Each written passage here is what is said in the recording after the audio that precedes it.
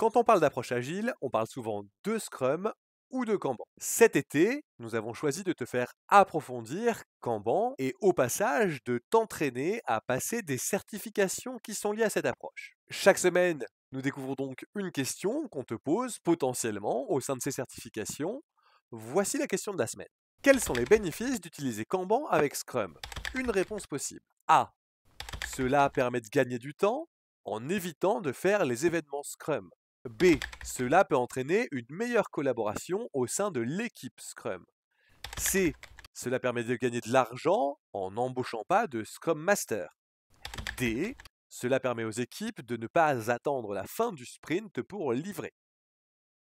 Attention, en fait ici on va bien parler de compléter Scrum avec Kanban et non pas de faire du Scrumban dont tu verras plein d'articles sur internet et dont moi je ne suis personnellement pas fan. Quand tu combines Scrum avec Kanban, tu ne dénatures pas Scrum. Aussi, faire sauter des événements Scrum ou encore te passer de Scrum Master, mais alors ce que tu feras, ça ne s'appellera plus Scrum. Donc, ces éléments-là ne sont pas des bonnes réponses. Tu peux d'ores et déjà éliminer la réponse A et C.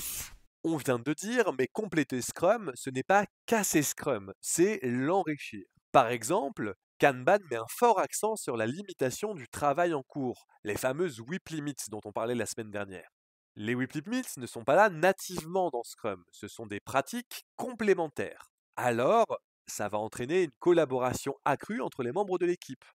En effet, en ajustant, en jouant avec les whip limits, on va éviter un comportement solitaire, un anti-pattern qu'on voit souvent, où chacun des développeurs va travailler sur son élément du sprint backlog et va se concentrer sur sa user story.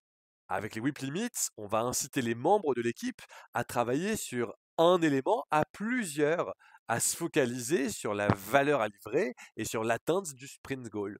Donc tu le vois, grâce aux whip limits, grâce à Kanban, en combinant Scrum et Kanban, eh ben, on va renforcer la collaboration. Tu peux donc cocher la réponse B.